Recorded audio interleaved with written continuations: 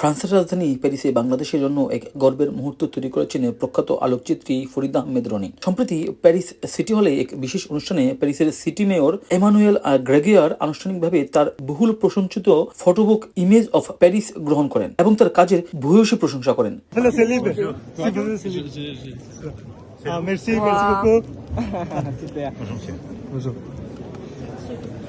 Ma grand-mère vous adore. 30 June অনুষ্ঠিত এই অনুষ্ঠানে মেয়র ও ফরিদ আহমেদ রনির মধ্যে সৌহার্দ্যপূর্ণ বৈঠক অনুষ্ঠিত হয়। আলোচনায় উঠে আসে শিল্প, সংস্কৃতি ও আলোকচিত্রের মধ্যে একটি শহরের ঐতিহ্য, ইতিহাস ও নগর জীবনকে বিশ্ব দরবারে তুলে ধরার এক গুরুত্ব। এ সময় মেয়র বইটির শিল্পমান ও সাংস্কৃতিক মূল্যায়নের প্রশংসা করে ভবিষ্যতে রনির অবদানকে আরও আনুষ্ঠানিকভাবে স্বীকৃতি দেওয়ার আগ্রহ প্রকাশ করেন। একজন বাংলাদেশি আলোকচিত্রীর জন্য বিশ্বের অন্যতম সাংস্কৃতিক রাজধানী প্যারিসের প্রশাসনের এমন সম্মাননা নিঃসন্দেহে একটি অসাধারণ অর্জন। এটি শুধু ফরিদ আহমেদ রনির ব্যক্তিগত সাফল্যই নয়, বরং শিল্প সংস্কৃতির মাধ্যমে বাংলাদেশ ও ফ্রান্সের সম্পর্ককে আরো দৃঢ় করার একটি গুরুত্বপূর্ণ উদাহরণ। এর আগেও ফরিদ আহমেদ রনি তার ইমেজ অফ প্যারিস গ্রন্থটি প্যারিসের সাবেক মেয়র আন ইদালগো এর হাতে তুলে দেওয়ার সুযোগ পেয়েছিলেন। ধারাবাহিকভাবে প্যারিসের শীর্ষ নেতৃত্বের কাছ থেকে তার কাজের স্বীকৃতি পাওয়া তার আলোকচিত্রের আন্তর্জাতিক গ্রহণযোগ্যতা ও সাংস্কৃতিক গুরুত্বেরই প্রমাণ। বাংলা, ইংরেজি ও ফরাসি 3 ভাষায় প্রকাশিত ইমেজ অফ প্যারিস বইটিতে প্যারিসের ঐতিহাসিক স্থাপনা, নান্দনিক স্থাপত্য,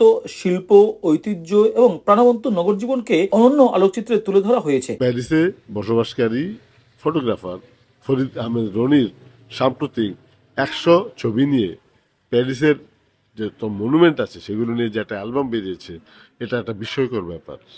সবাই তাকে জানতো, সে ফটো উঠায়, ছবি করে সবার মতোই, কিন্তু তার মধ্যে একটা এই ধরনের প্রফেশনালিজম ছিল সেটা কেউ অনুমান করেনি, যেটা প্রমাণ করেছে। আমি প্যারিসের স্থাপনাগুলোকে 3টা ভাষা রিপ্রেজেন্ট করে আমার বাংলা ভাষাকে আমি ফ্রান্সের প্রেসিডেন্ট ইমানুয়েল মাখরনের কাছে আমি পৌঁছাতে পারছি।